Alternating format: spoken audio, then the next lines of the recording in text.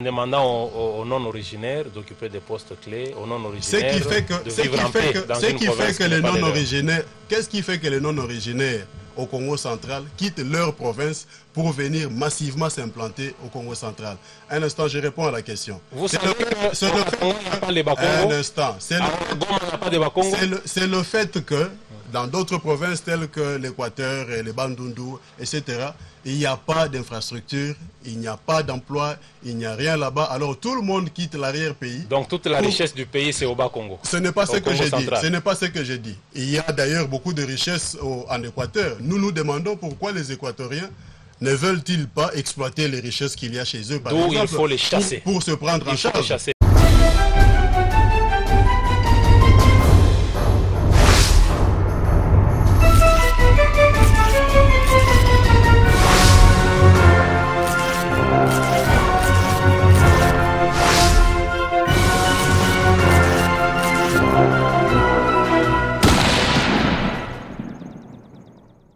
De justifier ce discours, si réellement il croit que c'est un discours séparatiste, il nous le dira, le contraire également.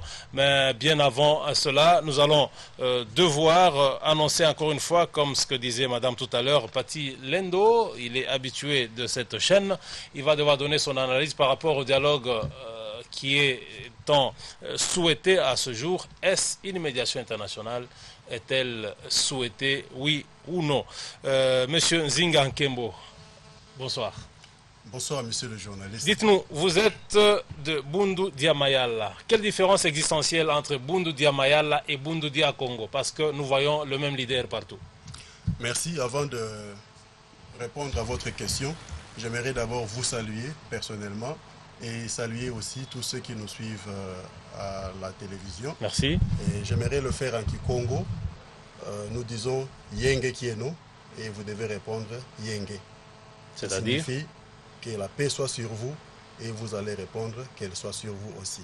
Yenge Kieno. Merci, bonsoir. Merci beaucoup. Alors, la différence entre Bundu Dia Congo... C'est comme ça que vous initiez les gens. Bon, si vous considérez ça comme une étape initiatique, tant mieux.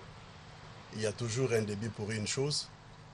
L'essentiel était de vous saluer, je l'ai fait, même si vous avez répondu en français. Merci. Bundu Dia Congo, Bundu Dia Mayala. Quelle différence? Bundu Dia Congo, c'est un mouvement d'éveil de conscience panafricain. Et en son sein, il y a deux branches. C'est comme un oiseau, il y a l'aile gauche qui est le Bundu Dia Kinabi, c'est-à-dire l'assemblée des prêtres, et l'aile droite, il y a le Bundu Dia Mayala qui est l'assemblée des politiciens. Et à la tête, nous avons un grand maître qui est à la fois un chef religieux et un chef politique. Et c'est l'honorable Nemo Ndansemi. Il nous semble que c'est parce que Bundu Dia Congo a eu des problèmes avec le gouvernement et pour contourner, vous vous êtes transformé en parti politique tout en changeant le nom. C'est votre droit, bien sûr. Nous n'avons pas changé de nom. C'est comme je vous ai expliqué, Bundu Dia Congo, c'est un grand mouvement. En son sein, il y a qui n'existe plus. En son sein, il y a deux branches. Qui n'existe plus. Une branche s'appelle Bundu Dia Kinabi. C'est le Bundu Dia Kinabi qui fonctionnait avant et qui faisait voir au monde l'image de Bundu Dia Congo. Et l'autre aile de Bundu Dia Congo qui s'appelle Bundu Dia Mayala est l'aile qui fonctionne maintenant. Donc Bundu Dia Congo a toujours existé et ça n'a jamais cessé de fonctionner. Mais c'est le Bundu Dia Mayala plutôt qui était interdit de fonctionner. Mais comment se porte votre parti politique? Notre parti politique se porte actuellement bien parce que depuis sa création en 2009, elle était interdite de fonctionner. Mais récemment, après la consultation entre le président de la République et l'honorable Nemo Ndansemi, nous avons reçu l'autorisation de fonctionner comme tous les autres partis de la République parce que nous avions dûment rempli toutes les conditions requises pour la formation d'un parti politique. Donc il n'y a pas des raisons de nous empêcher de fonctionner comme tous les autres partis. Voilà. Monsieur Nzinga Nkembo, vous êtes vice-président national de Bundu Dia Mayala. On a longtemps parlé de Nemwanda Nsemi. Je voudrais profiter de votre présence pour que vous puissiez nous édifier davantage. Il a fait le tournée dans le Congo central. Est-ce qu'il y a un bilan que vous pouvez nous donner au jour d'aujourd'hui? Le bilan est positif parce qu'après 14 ans d'interdiction de mouvement de l'honorable Mwanda Nsemi, il est entré triomphalement dans la province du Congo central. Il a été accueilli, je dirais, comme Jésus entrant dans Jérusalem. Les peuples exaltés criaient Nkaka, qui signifie grand-père, Mkulu Moyo, qui signifie ancêtre vivant. Et il a communiqué ce qu'il devait communiquer au peuple. Après l'étape de Matadi, nous sommes allés à Boma. C'était une foule monstre. Et je pensais que l'étape de Boma allait être le point culminant. Mais lorsque nous sommes arrivés à Mwanda, j'étais encore étonné de remarquer qu'il y avait plus de monde à Mwanda qu'à Boma. Et à Matadi, le grand maître a fait un discours qui a été interprété de mille et une manières. À Boma également. À Mwanda, il avait baissé un peu le ton. Mais nous avions constaté que pendant que notre rassemblement politique se tenait, il y avait un groupe de protestateurs qui était organisé, parce que nous avions reçu l'information avant et même après. Il y avait un groupe qui était organisé pour saboter notre meeting populaire qui s'est tenu sur la grande place là-bas à Mwanda. Heureusement que nous avons tenu notre réunion avec la compagnie de nos gardes personnels de notre mouvement. Et grâce à ce garde-là, nous avons été en mesure de courir après ces gens et les mettre hors d'état de nuire. Après les avoir arrêtés et tabassés copieusement, nous les avons rendus entre les mains de la police. Vous faites justice vous-même? Non, nous ne nous sommes pas fait justice nous-mêmes. Mais vous savez, lorsque vous attrapez un terroriste dans un bus et que vous êtes un des passagers, vous avez le droit de vous défendre. Le monde entier a adopté une attitude face au terrorisme. Et donc ces gens-là, nous les considérons comme des terroristes. Ils sont venus armés de pierres pour déranger notre meeting. Mais la distance qui nous séparait de ces malfrats ne pouvait pas permettre que leurs projectiles arrivent là où nous étions.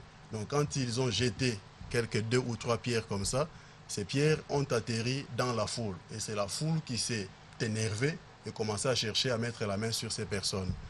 Moi, personnellement, j'avais donné l'ordre à 2 de nos gardes pour aller mettre la main sur ces personnes, et chose qui était faite. Il y en avait à peu près 40, mais nous avons mis la main sur 3. Vous semblez minimiser le fait. Est-ce que vous êtes conscient que Nemwanda Nsemi a été caillassé pour avoir prononcé un discours séparatiste, un discours qui est contre l'unité nationale? Parce que même ses collègues députés nationaux, ils sont passés partout dans les médias pour dénoncer cela. Mais vous semblez minimiser 2 personnes, 3 personnes. Je vous dis qu'il y avait un groupe de 40 personnes, à peu près, parce qu'on ne pouvait pas les compter avec précision. Il y avait un groupe de 40 personnes. Oui, mais qu'est-ce qui a motivé ces groupes à réagir si violemment? Je réponds à votre question. Ouais. Il y avait un groupe à peu près de 40 personnes qui s'étaient nées dans un coin bien spécifique et qui ont commencé à protester lorsque l'honorable Mwanda Nsemi, dans son discours, est arrivé au point où il parlait de glissement et d'une transition de 3 ans. Qu'il a proposé. Qu'il a proposé. Et nous disons que ce n'est pas correct aux politiciens d'aller manipuler les petits peuples, parce que parmi ces voyous qu'on a arrêtés, on se rendra compte même que ces gens ne sont même pas des habitants de Mwanda. certains sont venus de Kinshasa, certains sont allés de Matadi jusqu'à Mwanda. Oui, peu importe la provenance de tous ces gens-là. Rien que pour une mission spécifique. Oui, revenons à la question qui a énervé ces 40 personnes que vous traitez. La question qui a énervé ces 40 personnes, c'est la question de glissement. Oui. Mais nous avons et vous défendez le glissement. Nous avons exprimé notre point de vue devant une situation donnée dans le pays. Oui. Nous sommes devant une situation où il reste une année au calendrier électoral que la CENI a proposé pour aller aux échéances électorales présidentielles et législatives nationales. Et nous considérons qu'en une année qui reste, il n'est pas possible de faire l'identification de la population et d'organiser le recensement et d'établir un fichier électoral crédible.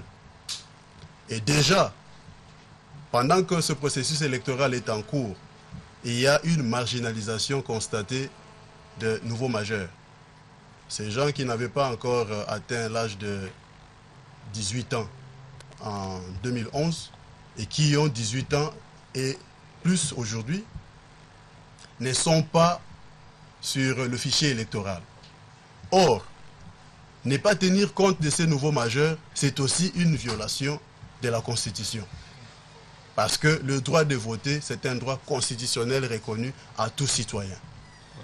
Ne pas tenir compte d'eux, ne pas les enrôler pour qu'ils exercent leur droit de voter est une violation de la Constitution. Nous sommes maintenant en face de ces deux possibilités. Soit on accepte de violer la Constitution en violant les droits des citoyens, des nouveaux majeurs, ou bien nous devons violer la Constitution en ne respectant pas le délai constitutionnel. Nous sommes devant l'impasse. Face à cette situation, il faut faire des propositions. C'est cela le rôle d'un politicien.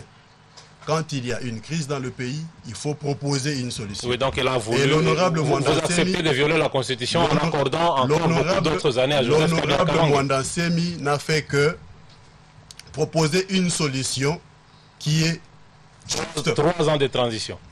3 ans au minimum de transition. Avec Joseph Kabila comme président. Ça, c'est une proposition. C'est cela. Il a aussi dit que pendant ce glissement, on ne laissera pas le président Kabila gérer seul. Je vais vous donner un exemple. C'est comme dans un match de football. Vous jouez et vous faites match nul. Vous allez à la prolongation, les règles de jeu changent. Vous n'allez pas laisser, Joseph Kabila gérer seul. Un instant. Par quel mécanisme? Qu'est-ce que vous proposez exactement pour que Kabila ne gère pas seul? Je continue la réponse et je continue à répondre et vous aurez la réponse à la question que vous venez de poser maintenant. Vous allez à la prolongation, les règles de jeu changent et maintenant vous allez au tir au but. On donne à chaque équipe 5 tirs. Vous ratez vos 3 premiers tirs, l'autre équipe marque les 3 premiers tirs. Est-ce qu'on va vous laisser encore jouer les 2 autres tirs qui restent? Dites-nous, qu'est-ce que vous avez proposé pour que Kabila ne puisse pas gérer seul? Ce que nous avons proposé, c'est qu'il y ait l'opposition et la société civile qui composent ensemble avec la majorité présidentielle pour conduire maintenant cette période que nous appelons la période de transition afin de s'assurer que les élections seront organisées comme il se doit et que les élections seront crédibles. Vous croyez à une opposition? Parce que vous, déjà là, Mwandansemi, qui autrefois était en train de tirer sur la majorité présidentielle, aujourd'hui, il s'est reconverti, il propose 3 ans. Et vous parlez de quelle opposition? Qu'est-ce que vous appelez conversion? C'est converti, c'est-à-dire que vous avez abandonné votre foi, c'est à quoi vous croyez, et puis vous adoptez une autre foi. Oui, depuis qu'il a été reçu par Joseph Kabila en concertation, il a changé de position automatiquement. Changer de position pour vous, c'est quoi? C'est parce que vous êtes habitué à ce genre d'opposition où les gens s'opposent à des individus. Or, en politique, en vraie politique, on ne s'oppose pas aux individus, on s'oppose aux idées des individus. Si celui qui était votre ennemi hier vient épouser votre idée dans une certaine mesure, vous allez continuer à vous opposer à la personne. Attends. Le pouvoir a épousé l'idée de Mwandansemi. Parce que nous avons proposé, face à la crise, nous avons proposé une transition de 3 ans. Et le pouvoir a applaudi. Si nous pensons tout va se décider dans le dialogue, si tout le monde est d'accord d'aller au dialogue. Comment vous expliquez cette anecdote de Mwanda Nsemi? Il dit le pays, la RDC, c'est un véhicule. Les chauffeurs n'ont pas de problème, c'est le véhicule qui a des problèmes. Voilà. C'est-à-dire quoi? C'est-à-dire quoi? C'est-à-dire que lorsque nous essayons d'analyser la crise congolaise, souvent, nous ne partons pas à la source du problème. Or, la vraie source du problème de la crise congolaise ici, ce n'est pas le président de la République qui gère le pays actuellement, même s'il est vrai que le président peut avoir ses fautes. Mais la cause lointaine de la crise congolaise ici, c'est en 1885, lors de la conférence de Berlin, alors qu'on a formé la RDC et qu'il n'y avait aucun Africain là-bas pour signer des accords que nous devions dorénavant être un même pays. Alors que dans la RDC, il y a plusieurs nations. Il y a une nation, Luba, qui était autrefois un État indépendant. On parlait de l'Empire Luba, on parlait de l'Empire Lunda, on parlait du Royaume Congo. Tout ça, c'était des États indépendants. Et puis d'autres États ou des villages autonomes qui ont existé avant la formation de la RDC. Mais c'est à partir du moment où les colons sont arrivés et ils ont mis ensemble pour leurs intérêts économiques, leurs propres intérêts économiques, ils ont formé la RDC. D'ailleurs, moi j'étais en Belgique, j'entends toujours les Belges dire que la RDC, avec ses 2 345 000 km², n'a pas été formée par les Congolais et donc les Congolais n'ont aucun droit de la gérer seuls. Il faut que la Belgique s'implique toujours dans la gestion de la RDC. C'est à partir de là maintenant que le problème de la RDC ne peut pas être résolu par les Congolais eux-mêmes. Donc pour trouver des solutions efficaces, une solution durable à la crise congolaise, il faut partir à l'origine de la crise. Parce que l'origine de la crise, ce n'est pas lorsque Mobutu est entré au pouvoir. Au temps de Mobutu, beaucoup de personnes pensaient qu'il suffirait que Mobutu quitte le pouvoir et que le pays irait bien. C'était ça le discours de l'UDPS, par exemple. Et puis, Mobutu a quitté le pouvoir. Le président Laurent Désiré Kabila est entré au pouvoir. À un certain moment, d'autres personnes qui étaient dans l'opposition au temps de Mobutu, qui semblaient s'accorder maintenant avec le nouveau président, devaient quitter encore la majorité pour se déverser dans l'opposition. Et puis, Laurent Désiré Kabila a quitté. Le président Joseph Kabila est entré au pouvoir. Certaines personnes sont d'abord allées composer avec le président Joseph Kabila et puis après ils ont quitté pour être encore dans l'opposition. Parce que les gens pensent que le problème c'est l'individu qui pilote les camions. La RDC c'est ces camions-là que nous appelons un Kimbambala. Même si vous changez de pneus, même si vous changez d'autres accessoires, tant que le problème de fond n'est pas touché, il n'y aura pas de solution. La RDC sera toujours un foyer de conflits militaires. Le problème de fond, c'est quoi? Qu'est-ce que vous entendez par problème de fond? Le problème de fond, c'est cette unité forcée de la RDC. Il aurait fallu que l'unité de la RDC soit avec l'accord des nations, des différentes nations RDCiennes elles-mêmes, avec une signature d'accord d'association qui n'existe pas ici dans la RDC. La RDC devrait être considérée comme une confédération, un peu du genre l'URSS, comme c'était dans l'URSS. Parce que là maintenant nous sommes butés face à plusieurs difficultés. Nous devons à la fois préserver la diversité culturelle, nous devons préserver la diversité linguistique, mais on nous dit que nous sommes un seul peuple, Tatabo, Moko, et nous devons avoir une seule langue. On ne sait pas quel sera cet élément centralisateur, cet élément unificateur du peuple congolais. Il n'y en a pas. Tantôt on dit que c'est la musique congolaise, et ça c'est de la foutaise. Vous soutenez le glissement, bien sûr. Mwanda Nsemi, on le sait bien, il évolue au sein d'une plateforme Congo Pax. Par rapport à votre position, il a été radié de cette plateforme.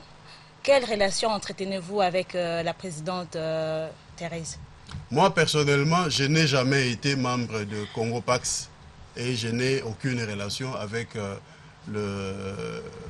avec maman Thérèse Landou, pour qui j'ai beaucoup de respect, parce que une fois, elle était avocate de Bundudia Congo en tant que mouvement politico-religieux. Et l'honorable Mwanda Nsemi non plus n'a jamais fait partie du Congo Pax, parce que toutes les fois qu'il s'est présenté aux élections, il s'est présenté en tant que candidat indépendant. Mais il y avait des membres du mouvement de l'honorable Mwanda Nsemi qui avaient besoin de se présenter aux élections et qui, grâce à une alliance qui a été signée entre l'honorable Mwanda Nsemi et Madame Thérèse Landou, ces membres de Bundudia Mayala ont postulé au nom de Congo Pax. Mais les informations en notre possession, on sait qu'il était vice-président de cette plateforme. Oui, parce qu'il y avait une alliance. Dans cette alliance-là, on lui a donné le rôle de vice-président. C'est une alliance. Mais lui, c'est un peu comme le président Kabila. Il est l'autorité morale du PPRD. Mais vous n'êtes pas sans savoir que le président Kabila n'a jamais postulé en tant que... Non, c'est différent parce que Mwanda Nsemi a signé et il a siégé comme vice-président de l'Alliance. Ça m'étonne que vous puissiez dire une chose et son contraire en même temps. C'est quand même regrettable parce que Mwanda Nsemi a été vice-président de Congo Pax, ça rien à dire, et il a signé l'accréditation de ceux-là qui ont pu postuler et au nom de Congo Pax. Vous m'avez posé une question claire. Oui. S'il a été radié ou s'il a postulé... Mais il a été radié, c'est clair. Vous n'allez pas renier cela. Il n'a pas été... Bon, Madame Thérèse Landou peut décider de la radier. Merci d'avoir reconnu cela. Un instant. Par rapport à ces accords, elle peut décider de rompre les accords. Mais il faut savoir une chose, que l'honorable Mwanda Nsemi, lorsqu'il est allé voir le président Kabila, il n'est pas allé en tant que Congo Pax. Il est allé voir le président Kabila en tant que Mwanda Nsemi, chef de Bundudia Congo. Zinga Nkembo, vous venez de parler de l'unité. Je vais vous lire un passage du discours de Mwanda Nsemi dans le Congo central qui a fait qu'il soit réellement caillassé. Mwanda Nsemi dit... Faites attention avec ce que vous êtes en train de dire. Écoutez, vous dites qu'il a été réellement caillassé, c'est-à-dire que vous avez des preuves qu'il a été... Vous avez reconnu ici, 40 personnes ont jeté des pierres. Ils n'ont pas jeté des pierres sur la personne de Mwanda Nsemi. Ils ont jeté des pierres dans la foule et la foule a attrapé ces gens. Et nous avons aidé la foule en tabassant ces personnes-là. Comment vous allez dire qu'il a... Vous avez aidé la foule en tabassant ces personnes-là. Nous avons tabassé ces personnes. Vous êtes conscient de ce que vous dites. Vous avez aussi d'entretenir une milice. Donc vous continuez à entretenir une milice. Posez-moi une question après une autre. Vous avez posé une question, laissez-moi répondre. Vous avez aidé la foule à tabasser ceux-là qui ont ces malfrats. Je l'ai déjà dit ici et je le répète. Donc vous êtes une milice. Nous ne sommes pas une milice. Nous étions en position de self-défense, de l'autodéfense. Voilà ce que Mwanda Nsemi aurait dit. Si vous arrivez en Allemagne, vous devrez apprendre l'allemand. Sinon vous serez chassé. Vous êtes en France sans aimer apprendre le français, vous serez chassé. Quant à moi, j'arrive à Kisangani, je parle le Swahili. Et vous voulez vivre chez nous tout en étant contre nous. Quand l'indépendance du Congo central sera là, je vais vous chasser. Vous êtes noirs comme moi, vous êtes mes frères, apprenez le Kikongo, vous vivrez comme les poissons dans l'eau. Les sociétés basées ici doivent procurer du travail aux autochtones, sinon je vais les chasser. Un discours unificateur. Mais je crois que là, vous avez fait une synthèse des extraits pris hors contexte. Merci, parce qu'il y avait quand même les extraits. Les extraits pris hors contexte, vous les avez agencés à votre propre façon pour orienter l'idée, la compréhension de l'opinion dans une certaine direction. Bon, faites-nous comprendre. Vous savez ce que vous voulez faire, mais je peux répondre par rapport à... parce que j'étais présent. Oui. Quand il dit que vous devez vivre comme un poisson dans l'eau, c'est-à-dire vous devez vous adapter au milieu où vous êtes arrivé. Il a aussi dit au cours de ce discours que c'est vous-même qui vous faites distinguer. Moi, quand je pars à Kisangani et que je me mets à parler en Kiswahili, c'est impossible, c'est difficile pour les hommes de Kisangani de m'identifier comme un étranger. Mais lorsque vous vous mettez à parler tout le temps en Kiswahili alors que vous êtes dans l'espace culturel Congo où le Kikongo doit être préservé, et vous voulez forcer même les Bakongo de parler en Swahili alors que vous êtes dans l'espace culturel Congo, c'est à ce moment-là que le bas blesse. Oui, parce que le bas blesse. Et la suite? Parce que le bas blesse, il faut vous rappeler à l'ordre. Vous êtes dans l'espace culturel Congo, il faut préserver la langue du Congo. Je vais vous donner...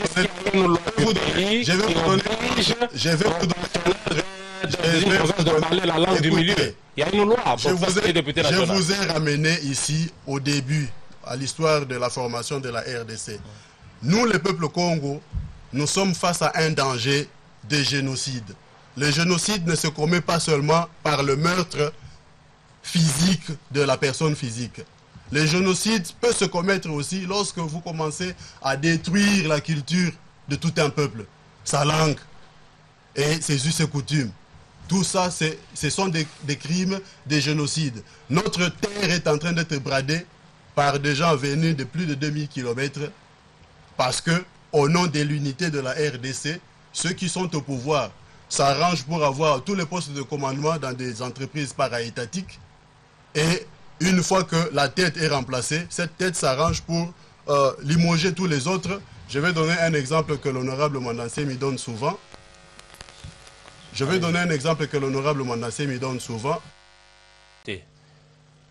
Fasse le même discours dans sa province. Je n'avais pas fini de répondre à la dernière question. Oui. Dans l'OCC, on engage 83 personnes. Parmi les 83, 3 originaires et 81 non originaires. Là, c'est où? Chez vous au Congo central. Au Congo central. Oui. J'étais en train de dire tout à l'heure là à nos amis pendant mon passage dans la journée que notre message n'est pas du tout xénophobe tel que vous avez prétendu le dire au début. Tel que l'a dit Némon Nansemi. Il n'est pas xénophobe. Il s'agit là de défendre les intérêts des premiers occupants. Ceux qui sont venus d'ailleurs et qui se sont implantés dans la province du Congo central, à qui Longia Congo dit de vivre comme des poissons dans l'eau, se comportent comme des étrangers sur une terre étrangère conquise. Et c'est cela qui n'arrange pas les nationalistes Congo. Donc votre politique, c'est les autochtones d'abord. Les autochtones d'abord, c'est ça notre politique. Et c'est ce que dit la Constitution que vous défendez. Et nous allons, la Constitution de la RDC a beaucoup de lacunes, vous le savez d'ailleurs. Ah, vous voulez ajouter cet article? Il y a beaucoup de lacunes. Aux autochtones. Il y a beaucoup de lacunes dans cette Constitution. Mais parce que ces lacunes ne sont pas encore corrigées, vous avez le droit de donner ce genre de messages. Mais ces lacunes-là ne sont pas encore corrigées, c'est pourquoi nous sommes en difficulté maintenant par rapport aux élections. C'est pourquoi vous incitez les gens à révolte. À chaque fois qu'il y a un problème qui va se manifester, les politiciens seront en droit et ils auront le devoir de faire des propositions. C'est cela. Donc la constitution que nous avons actuellement dans le pays est une constitution qui a beaucoup de lacunes. C'est une constitution qui devra à la longue être révisée ou même voire remplacée complètement. Donc Némon Nansemi a raison de vouloir corriger la constitution. Il a raison non seulement de vouloir corriger la constitution, mais aussi de vouloir restaurer l'ordre divin ici en Afrique centrale pour créer les conditions favorables à la création d'une nouvelle puissance en Afrique centrale. En demandant aux non-originaires d'occuper des postes clés, aux non-originaires Qu'est-ce qui fait que les non-originaires au Congo central quittent leur province pour venir massivement s'implanter au Congo central? Un instant, je réponds à la question. Vous savez c'est le fait que dans d'autres provinces telles que l'Équateur et les Bandundu, etc., il n'y a pas d'infrastructure, il n'y a pas d'emploi, il n'y a rien là-bas. Alors tout le monde quitte l'arrière-pays. Donc toute la richesse du pays, c'est au Bas-Congo. Ce n'est pas ce que j'ai dit. Ce n'est pas ce que j'ai dit. Il y a d'ailleurs beaucoup de richesses en Équateur. Nous nous demandons pourquoi les Équatoriens ne veulent-ils pas exploiter les richesses qu'il y a chez eux, par exemple, il faut les chasser. Pour se prendre en charge. Il faut les chasser, n'est-ce pas? Parfois, quand vous êtes un fermier et que vous savez ce qu'il faut pour vos porcins, quand il fait chaud, vous allez les prendre à la rivière pour les jeter un peu dans l'eau afin qu'ils puissent se rafraîchir. Mais les porcins vont résister. Il faut les amener à la rivière par la force. Et une fois qu'ils sont dans l'eau, ils vont se rendre compte que ce n'était que leur bien que vous vouliez. Oui, vous parlez de l'unité nationale, vous parlez en même temps aussi de l'indépendance du Congo central. Qu'est-ce que nous devons comprendre? Que dans 10 ans, le Congo central sera un pays? Le droit à l'autodétermination est un droit reconnu par la charte de l'ONU. Donc, si Longia Congo parle de l'indépendance du Congo central, c'est tout à fait normal, c'est un droit pour le peuple Congo. Ce n'est pas un individu qui va décider que le Congo central devienne indépendant, c'est la population dans son entièreté. La population n'est Congo. Il faudra aller, la population n'est Congo. Oui, la population n'est Congo dans son entièreté devra aller dans un référendum d'autodétermination. Et si on vote oui pour la séparation, il n'y aura pas de choix. Le Congo central devient un pays à part entière. Effectivement, cela est déjà arrivé ailleurs. Le Soudan était un pays, maintenant il y a le Nord-Soudan et le South-Soudan. Donc vous préparez petit à petit la révolte. Nous ne préparons pas une révolte, nous conscientisons la population. Ce que nous disons, pendant que vous vous concentrez sur le Congo central, moi j'aimerais vous faire regarder le Kasaï par exemple ou le Katanga. Au Katanga, il y a Baba Gabriel Kyungwaku Mwanza qui a plusieurs fois tenu des discours comme ça. Vous ne vous êtes jamais acharné sur lui. Donc c'est un modèle pour vous. Mais oui, moi je pense que c'est un mauvais. Nous traiter de séparatistes, c'est à tort. Parce que notre objectif final... Parce que vous je vais vous parler d'une chose, madame. Notre objectif final, c'est la réunification de l'espace culturel Congo. Parce qu'il est anormal qu'il y ait les frères de sang dans deux pays différents, dans 3 pays différents qu'on appelle des étrangers, les uns et les autres. Les Mukongo qui s'appellent Moulari au Congo-Brazzaville et les Mukongo qui s'appellent Manianga dans la RDC et les Mukongo qui s'appellent Muzombo en Angola. Ce sont des frères et maintenant ils sont devenus étrangers les uns aux autres. Voilà. Et à cause des frontières coloniales, comme je disais ici, malheureusement je sais que nous sommes régis ici par le temps, on ne peut pas tout expliquer en profondeur. Merci, si je comprends à cause bien, de ces frontières terminer coloniales, il y a une injustice qui pèse sur nous. Et je voulais parler du danger face auquel le peuple Congo est exposé. C'est-à-dire que le pouvoir actuel qui est entre les mains des Baswahili s'est arrangé pour prendre d'abord tous les emplois au Congo central et puis ceux qui ont ces emplois-là appauvrissent la population et avec l'argent qu'eux, ils ont à leur possession, ils achètent des terres. Et une fois ces terres à leur possession, ils commencent à les brader librement. Vous êtes conséquent de tout ce que vous dites. Souvenez-vous de l'amphithéose de Mwanda. Êtes-vous conséquent de tout ce que vous dites? Je suis conséquent de tout ce que je dis. C'est pourquoi je vous sors plusieurs sujets à la fois, comme vous me sortez plusieurs questions aussi à la fois.